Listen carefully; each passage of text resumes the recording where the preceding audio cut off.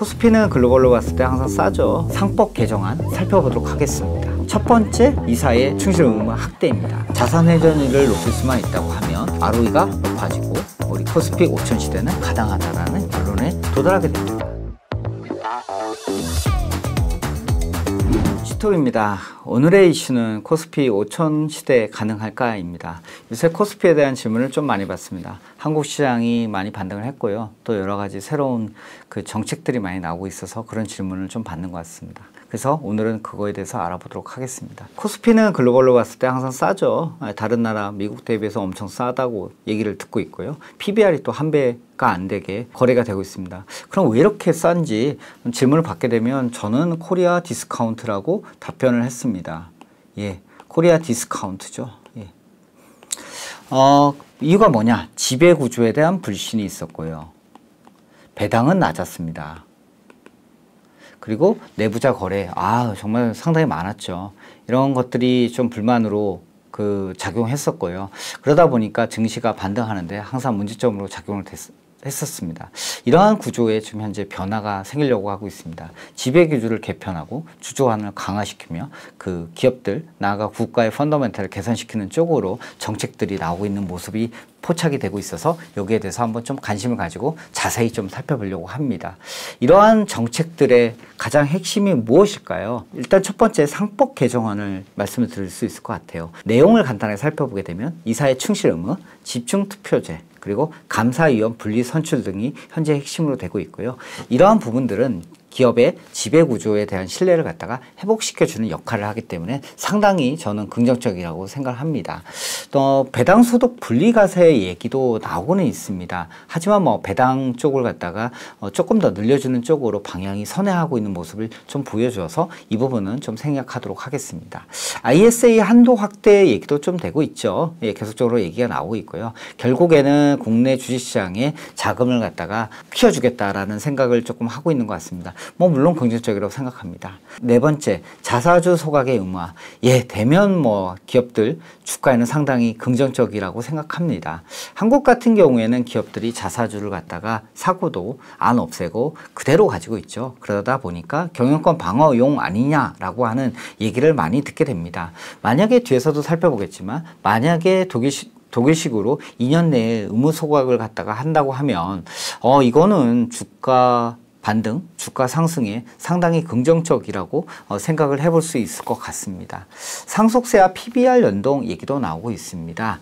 지주사들이 대표적으로 해당되는데요. 지주사들 보게 되면 상당히 저평가가 돼 있죠. 그런 이유 중에 하나가 과도한 상속세 부담이라는 지적들이 많이 있습니다. 그래서 이 상속세와 PBR을 연동시켜 주게 되면 굳이 주가를 낮게 유지할 이유가 없어지게 되는 거죠. 예, 이런 부분들이 좀 얘기가 되고 있고요. 이번 정책들 같은 경우에는 지배구조부터 세제, 자본시장, 기업 펀더멘탈 전반적으로 이런 부분들을 개선하는 쪽으로 포커스를 맞추고 있습니다. 이 정책들이 정말 효과가 있을 건지 조금 현재 상황에서는 고민을 좀 하게 됩니다. 물론 나아질 거라고 저는 생각을 하고 있고요. 배당소득 분리과세는 지금 현재 당장 입법화 안 될 가능성은 존재합니다. 그러나 만약에 된다고 하면 개인 투자자 입장에서는 장기 투자 요인으로 작용할 것 같습니다. 주식을 많이 보유한 대주주에게 유리한 부자 감세 프레임 아니냐라는 얘기가 좀 있는데요. 이런 식으로 정치적 저항이 예상이 됩니다. 하지만 장기적으로 우리가 보게 되면 상당히 좋은 어떤 제도라고 생각이 됩니다. ISA 확대, 효과는 분명히 있을 것 같습니다.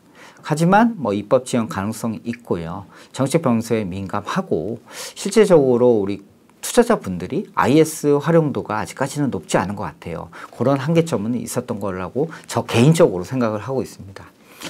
자사주 소각, 좀 전에 말씀을 드렸죠. EPS에는 분명히 개선이 된다. 좋다. 하지만 기업들 같은 경우에 만약에 이걸 갖다가 자사주 의무 소각을 하라고 하면 자사주 매입 자체에 소극적일 가능성이 조금 있습니다. 기업 저항은 좀 예상이 됩니다. 저라도 조금 제가 경영진이라고 생각을 했을 경우에 당연히 조금 저항을 하게 될 것 같고요. 소송 리스크는 존재할 것 같습니다. 그리고 일부 기업들 경영에 있어서 상당히 좀 보수적이 될 가능성은 배제할 수 없을 것 같습니다. 하지만 이러한 지배구조 개편을 개선을 갖다가 하게 된다고 하면 주시장 전반에 좋지 않겠습니까? 핵심인 상법 개정안 한번 좀 살펴보도록 하겠습니다. 첫 번째, 이사의 충실 의무 확대입니다. 기존에는 이사가 회사를 위해서 일을 했죠. 하지만 이제는 전체 주주의 이익을 위해서 일을 해야 됩니다. 즉 소액주주나 일반 주주의 이익을 해치는 의사결정을 하면 안 됩니다. 만약 그렇게 한다고 하면 법적으로 문제가 될 수 있겠죠. 예를 들어서 그런 거 뭐가 있을 거냐. 대주주와 계열사 간의 거래, 물적 분할하고 쪼개기 상장, 내부자의 거래, 내부자 거래 이런 사항들에 대해서는 소액주주가 손해를 보게 되면 이 회사의 이사를 상대로 소송을 제기할 수 있는 거죠. 두 번째는 집중투표제 의무화입니다. 이게 뭐냐 하면 소액주주가 여러 명의 이사 중 한 명이라도 자기 표로 밀어 넣을 수 있게 도와주는 제도입니다. 지금 현재 법을 보게 되면 기업들이 정관에 집중투표제 미적용 조항을 넣어놓고 있습니다. 그러다 보니까 사실상 이게 이사 선출이 어려운데요. 앞으로는 이게 가능해질 것 같습니다. 자산 총액 2조 원 이상의 회사들 같은 경우는 집중투표제를 통해서 소액주주라도 이사를 선출할 수 있게 되는 거죠. 그러다 보니까 자기 의견을 이사에 반영할 수 있게 되는 겁니다. 예, 세 번째는 전자주주총회입니다. 이제 주주총회를 갖다가 온라인으로 병행 개최하는 게 의무화가 됩니다. 참여율이 올라가겠죠. 기존에 주주총회에 참석하지 못했던 분들도 온라인을 통해서 주총에 참여할 수 있을 것 같고요. 발언권을 가지게 되시겠죠. 그러다 보니까 이 회사의 경영에 대한 감시의 수준이 높아질 거라고 생각을 하고 있습니다. 네 번째는 감사위원 분리 선출입니다. 기존 같은 경우에는 이사에서 감사위원도 같이 뽑았습니다. 함께 뽑았죠. 이제는 따로 뽑게 됩니다. 대주주가 지배하지 못하게 되고요. 결국에는 소수주주, 소액주주의 영향력이 강화가 됩니다. 요새 감사위원 선임 관련 3% 룰 얘기가 나오는 게 이런 맥락이라고 보시면 될 것 같습니다. 코스피 5000 시대를 위해서 무엇이 필요하냐라는 얘기를 조금 하고 있는데요. 앞서서는 지배구조 개편 얘기를 했었고 그중에 핵심이었던 상법 개정안을 얘기를 했습니다. 그것만 있을까요? 아닙니다. 세제, 주주환원, 펀더멘탈 개선이라고 하는 부분들도 얘기가 되고 있는 것 같아요. 세제 관련해서 가장 얘기가 나오고 있는 거는 배당소득 분리과세 얘기죠. 뭐 언제 입법화될지는 모르겠습니다. 그냥 만약에 그렇게 된다고 하면 기업들의 배당 성향이 높아질 수 있고요. 그와 맞물려서 고배당주의 개인 투자 자금이 또 많이 높아지겠죠. 그리고 지금 우리나라 ROE에 낮았던 부분 중에 하나가 자산 회전율이 낮거든요. 뭐 유효자산들이 또 생각보다 많이 있습니다. 이런 부분들을 갖다가 매각하거나 처리하게 된다고 하면 결과적으로 ROE는 좋아질 가능성이 있고요. 쓰지 않는 잉여 현금 같은 경우에는 배당을 통해서 주주들에게 돌려준다고 하면 주주 환원율 같은 경우에는 높아질 수밖에 없는 것 같습니다. 이 분리과세는 안 된다고 하더라도 배당 촉진제 얘기가 나오고 있어서 이런 부분에서 어떤 그 긍정적인 움직임이 있다라고 생각을 할 수 있을 것 같습니다. 두 번째, 상속세와 PBR 연동 얘기가 나오고 있습니다. 지금 한국 기업들의 PBR이 낮은 건 상속세 때문이라는 얘기가 많고요. 요가 맞물려서 상속세와 PBR 연동 부분을 갖다가 조금 더 제도적으로 만들어주게 된다고 하면 지주사의 리레이팅이 가능할 것이라고 생각이 됩니다. 세 번째는 자사주 소각입니다. 자사주를 매입하고 그냥 갖고 있는 게 아니라 2년 내 의무 소각을 한다면 어떻게 될까요? EPS는 당연히 상승하겠죠. 그리고 시장은 그거 갖다가 실질적인 환원이라고 생각할 것입니다. 뭐 대표적으로 미국의 애플 같은 케이스가 나온다고 생각하시면 될 것 같습니다. 기업이 자본의 효율을 올린다고 하면 시장 같은 경우에는 그 기업에 대한 그 멀티플을 갖다가 더 높게 쳐주게 됩니다. 결과적으로 주가는 상승하게 되는 거죠. 네 번째로는 펀더멘탈 개선이 무엇보다 중요합니다. 모든 정책들 같은 경우에는 기업의 ROE, EPS를 높이는 쪽으로 겨냥을 해야 됩니다. 기업들의 구조조정, 그리고 자사주 소각, 배당 확대 이 모든 것들이 EPS, ROE를 높이기 위한 수단이 될 거라고 생각합니다. 여러분들은 어떻게 생각하십니까? 지배구조의 개선, 그리고 세제, 환원, 펀더멘탈의 개선 등이 모두 다 기업 실적에 긍정적인 영향을 줄 거라고 생각하고 결과적으로 이게 코스피 5000 시대를 열어줄 것이라고 생각하십니까? 예, 저는 일부 가능하다라는 생각도 조금 하고 있습니다. 왜 그럴까요? 지금 현재 정책이 나오고 있고요. 이게 제도화되고 기업이 실제 실행하고 그렇게 된다고 하면 시장의 신뢰가 확보가 될 것이라고 생각합니다. 전제 조건이 있어야 되겠죠. 어떻게 하면 코스피 5000 시대를 만들 수 있을까? 표로 잠깐 수식으로 한번 간단하게 조금 그려보도록 하겠습니다. 주가를 놓게 되는 공식은 기업 이익 곱하기 거기에 대한 멀티플입니다. 기업 이익이 좋아지거나 멀티플이 높아지게 되면 주가는 높아지는 거죠. 우리나라 지금 ROE가 생각보다 낮고요.